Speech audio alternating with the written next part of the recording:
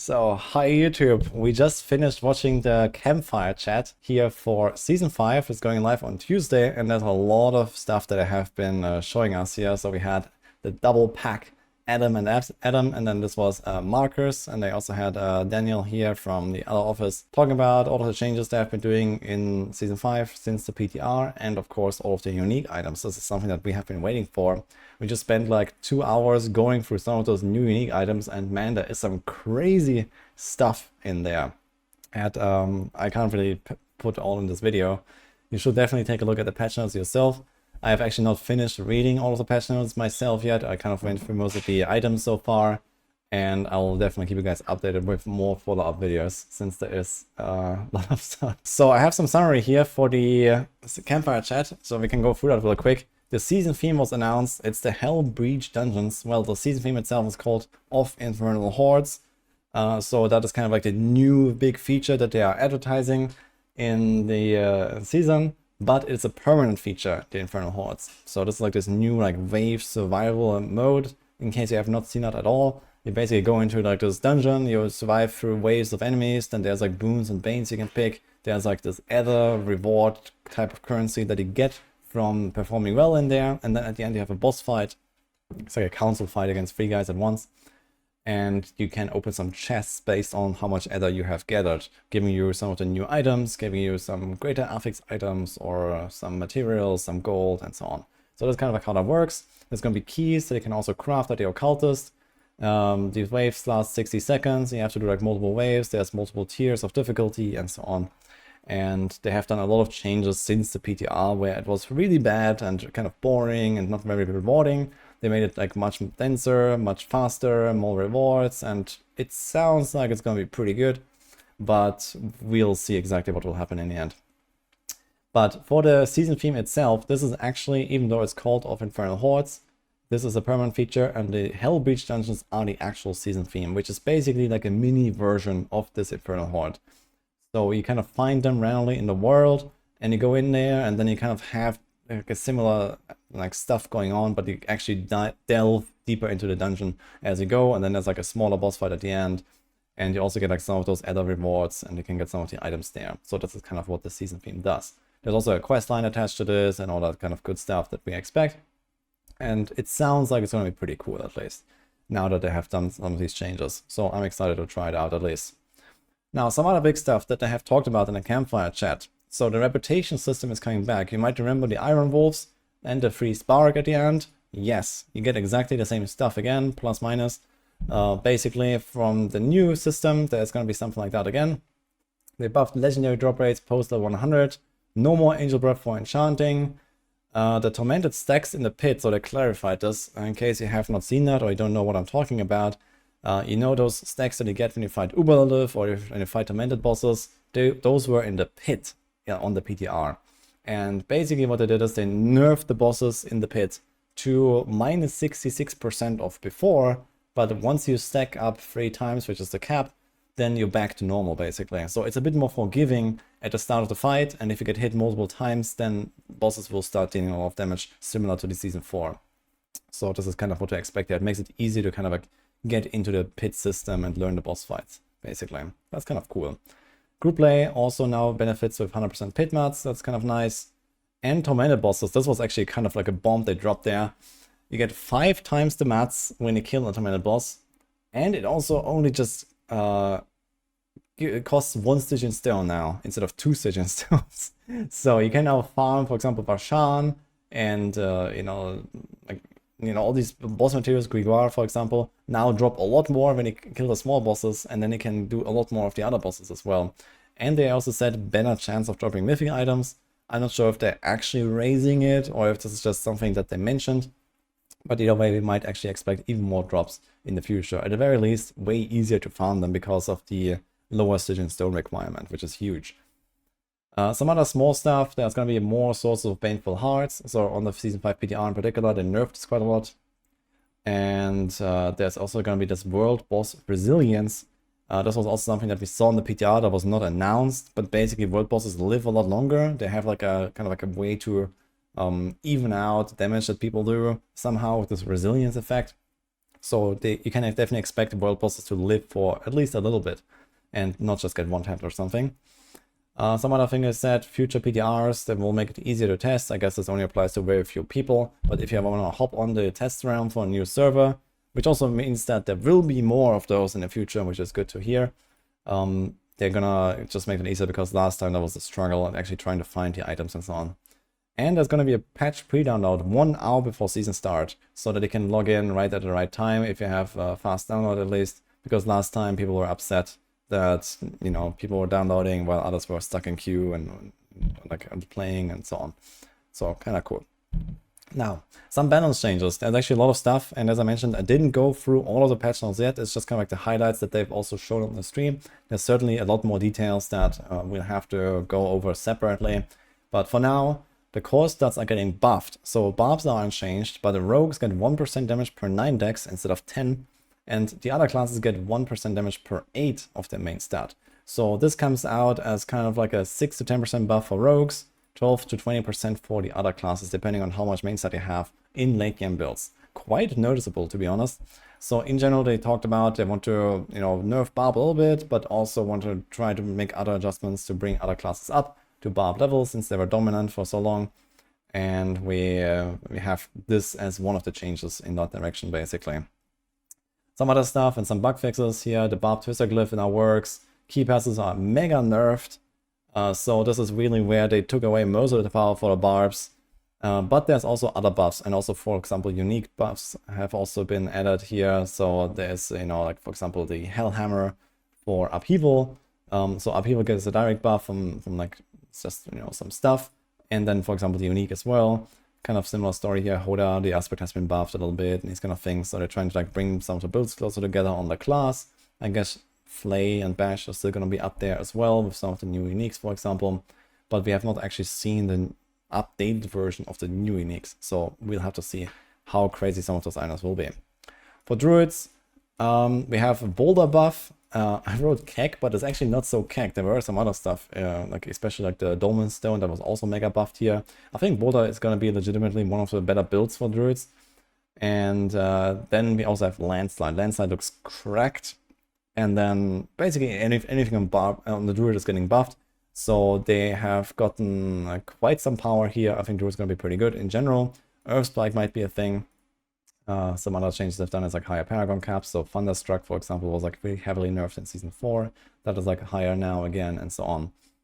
Necros, Shielding Storm aspect was changed to granting max life as barrier instead of base life. So that is like a massive buff to that effect. If you want to live, then Shielding Storm is probably the way. Really good, powerful defensive boost here. Big blood bust, but I don't really trust that this will be enough for like blood builds to be like really strong in the overall meta, but we'll see. And big like a hit bust for a lot of stuff for the Necros. But overall, I would say that for Necros, it looks like it's going to be mostly a Bone Spirit meta, at least in the late game. Bone Spirit seems to be potentially the strongest build in the entire game now. Like Bone Spirit seems cracked. On the PTR, it was hitting for billions, and I don't really see anything so far that really nerfed it. At least this is something to keep an eye on. Bone Spirit looks very powerful, but also very squishy. So this might be a bit of a struggle for some people. But overall, I guess Necro, they're gonna get a lot more mobility. They have a bunch of new, really nice mobility aspects, where they can like teleport Sever, or they can like evade like crazy with Blood Mist. There's some stuff there. Necros are looking fine, I would say. Rogues didn't get that much here. They buffed Flurry a little bit. Wind Force is now good. In fact, all of the unique bows seem pretty good. Even Eaglehorn, Skyhunter, I have them like in my list of like the kind of like crazy buffed uniques. That is actually like, they're actually not memes anymore. All of these bows might be used now. And in general, rogues are looking pretty good. There's no mention of Victimized though, as far as I know, which means Victimized builds might be dead in Season 5, including Heartseeker.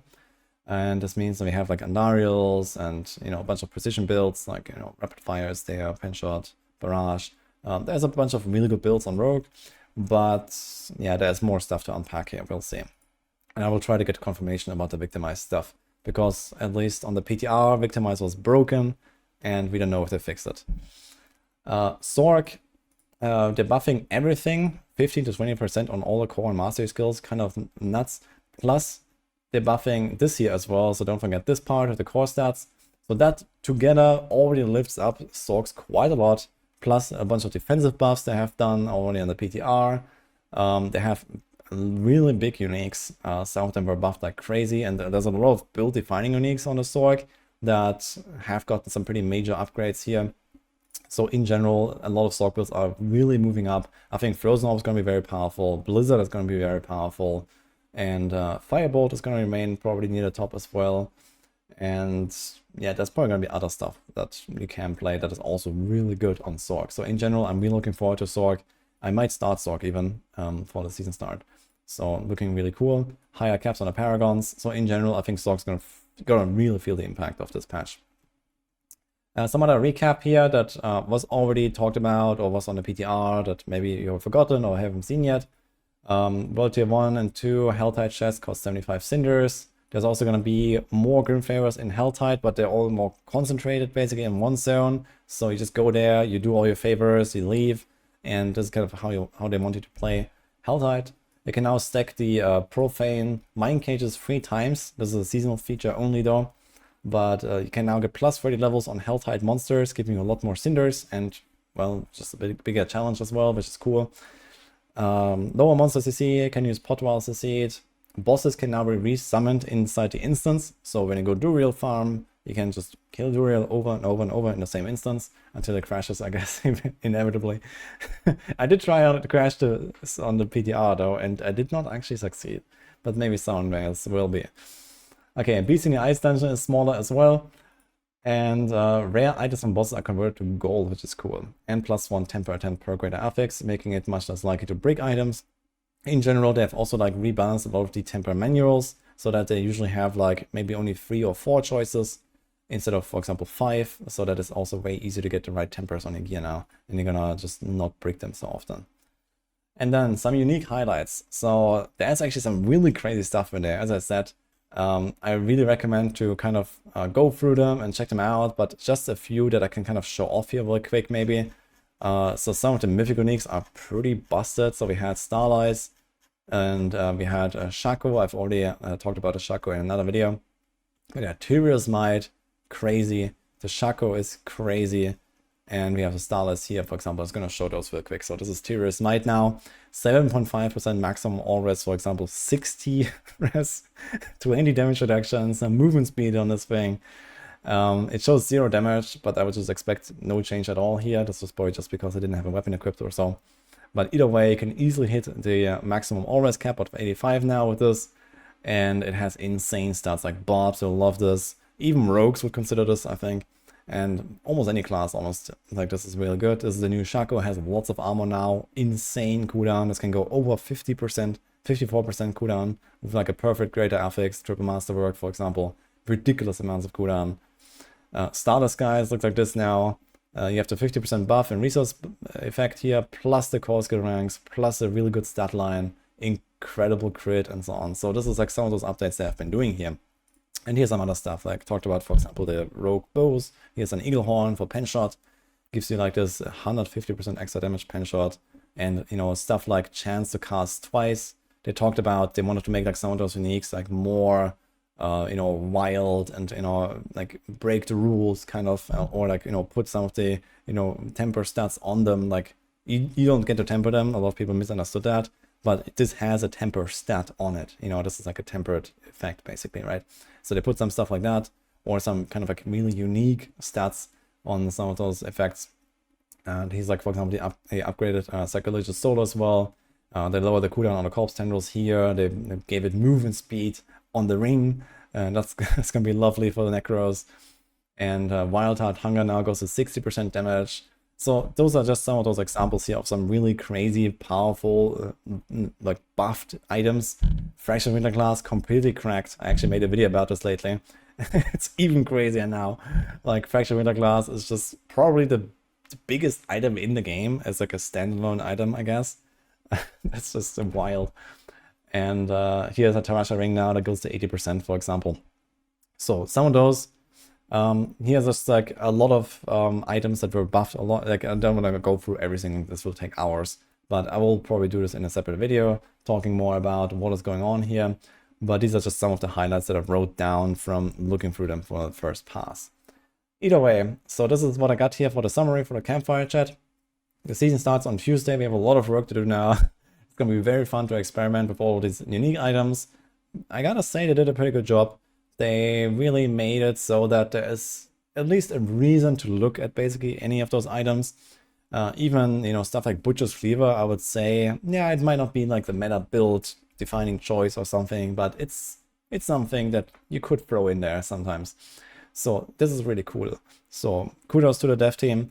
I think the unique updates are amazing. Looks like they have done a lot of the balancing that was needed to kind of bring the classes in line. Overall, it looks like there will be some really powerful builds, but all classes will have some powerful builds at least. So some might be like, you know, kind of crazy, like I talked about Bone Spirit, and other classes might not reach the same level and with like billions of DPS or so. But overall, I think that we're looking at a pretty like diverse meta when it comes to the different classes and between the builds of a class. So yeah, this is my summary here for the campfire chat so far. As I mentioned, there will be more, so stay tuned for more uploads. As you know, pages and pages and pages of patch notes that I still have not even seen. So I'll keep you guys posted with that. Hope you like this, and I'll see you guys next time.